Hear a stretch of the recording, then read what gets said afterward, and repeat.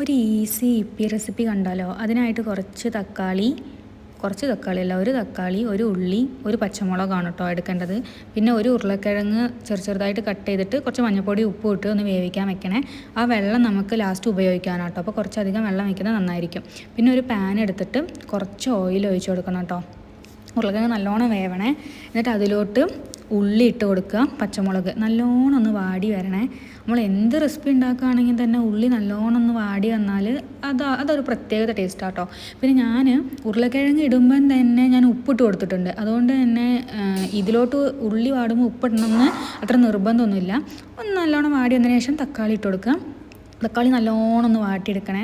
ഒന്ന് ഒരു ജ്യൂസി പോലെ ആയി വരണം. നമ്മൾ നോർമലി മാഗി തിന്നുള്ളൂ, അതെനിക്ക് അത്രയ്ക്ക് അങ്ങോട്ട് ഇഷ്ടമല്ല, വയറോട്ട് നിറയുമില്ല. അപ്പോൾ നമ്മളിങ്ങനെ ഇത് ഭയങ്കര ഈസിയാണ്. ഇങ്ങനെ ഉണ്ടാക്കി നോക്കുകയാണെങ്കിൽ നമുക്ക് കുറച്ച് ഹെൽത്തി ആയിട്ടും ഉണ്ടാവും, പിന്നെ വയറൊക്കെ നിറഞ്ഞ പോലെ ഉണ്ടാവും. ഒന്ന് തക്കാളി നല്ലോണം വാടി വന്നതിന് ശേഷം നമ്മൾ ഈ വേവിച്ച് വെച്ച ഉരുളക്കിഴങ്ങ് ഇതിലോട്ട് ഇട്ട് കൊടുക്കുക. ഉരുളക്കിഴങ്ങ് കുറച്ച് കൂടുതൽ എടുത്താൽ നല്ല ടേസ്റ്റ് കേട്ടോ ഉരുളക്കിഴങ്ങ് കഴിക്കാനായിട്ട്. അപ്പം ഉരുളക്കിഴങ്ങ് ഇട്ട് കൊടുത്തിട്ട് ഫസ്റ്റ് തന്നെ അതിൻ്റെ മസാല, മാഗി നമ്മൾ എത്ര പാക്കറ്റാണോ എടുക്കുന്നത് അത്ര പാക്കറ്റ് മസാല, ആ മസാലയിലും കൂടെ ഉപ്പ് ഉണ്ടാവും. അപ്പോൾ ഉപ്പ് നല്ലോണം ശ്രദ്ധിക്കണേ, അധികം വാരി ഇടരുത്, അപ്പോൾ ചളായിപ്പോവും. പിന്നെ നമ്മൾ മാഗി എത്ര മാഗിയാണോ എടുക്കുന്നത് അത് മൊത്തമായിട്ട് എനിക്ക് പൊടിച്ചിടുന്നത് ഇഷ്ടമല്ല, അപ്പോൾ ഞാൻ കുറച്ചൊക്കെ പൊടിക്കാതെയൊക്കെയാണ് ഇടുന്നത്.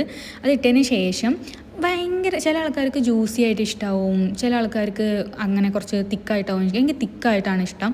അതുകൊണ്ട് ഞാൻ കുറച്ച് വെള്ളത്തിലാണ് വേവിക്കുന്നത്. നല്ലോണം വേവുന്നുണ്ട് നമ്മൾ എപ്പോഴും നോക്കണം കേട്ടോ, വേവാതെ ഒന്നും എടുക്കരുത്. അപ്പോൾ നല്ലോണം തന്നെ കുറഞ്ഞ വെള്ളത്തിൽ ഞാൻ വേവിച്ചെടുക്കുന്നുണ്ട്. വെള്ളം തികയാതായിട്ടുണ്ടെന്നുണ്ടെങ്കിൽ നമുക്ക് കുറച്ചും കൂടെ വെള്ളം മിക്സാക്കി കൊടുക്കാം. അപ്പോൾ ഞാനിവിടെ വെള്ളത്തിൻ്റെ കുറച്ച് ഇത് വന്നപ്പോൾ അതിന് നമ്മൾ ഉരുളക്കിഴങ്ങ് വേവുമ്പോൾ ഉണ്ടല്ലോ, നമ്മൾ കുറേ വെള്ളം ഒഴിച്ചിട്ടുണ്ടെന്നുണ്ടെങ്കിൽ അത് ആ ഉരുളക്കിഴങ്ങിൻ്റെ ഫ്ലേവർ ഇറങ്ങിയ വെള്ളം ഇതിലോട്ട് ഒഴിച്ചിട്ടുണ്ടെങ്കിൽ നല്ല ടേസ്റ്റാണ്. ഒരു 5 മിനിറ്റ് ഇതായി കഴിഞ്ഞാൽ ഈ ഒരു പരുവത്തിലോട്ട് വരും. നല്ല ടേസ്റ്റാട്ടോ കഴിക്കാനായിട്ട്. ആ ഇടയ്ക്ക് ഇതിൻ്റെ ഉരുളക്കിഴങ്ങിൻ്റെ ടേസ്റ്റൊക്കെ വരുമ്പോൾ നല്ല ടേസ്റ്റാട്ടോ കഴിക്കാനായിട്ട്. ഇത് കഴിഞ്ഞ് ഞാൻ ബബ്ബബ്ബ സിനിമ കണ്ടിട്ടാ. എൻ്റെ പൊന്നോ, എന്തൊരു ചളി സിനിമ, എനിക്കൊട്ടും ഇഷ്ടപ്പെട്ടില്ലേ. ഞാനിങ്ങനെ ആലോചിക്കുക നല്ല കാലം തിയേറ്ററിലൊന്നും പോയി കാണാതിരുന്നതെന്ന്. എന്തായാലേ എനിക്ക് സ്റ്റോറി സ്റ്റാർട്ടിങ്ങിൽ തന്നെ എനിക്ക് ഒട്ടും ഇഷ്ടപ്പെട്ടില്ല. ഫണ്ണാണെന്ന് പറഞ്ഞിട്ട് എന്തൊക്കെയോ ചെയ്യുന്നുണ്ട്, എനിക്കറിയില്ല. അപ്പോൾ വീഡിയോ ഇഷ്ടപ്പെട്ടാൽ സബ്സ്ക്രൈബ് ചെയ്യണേ. Bye bye.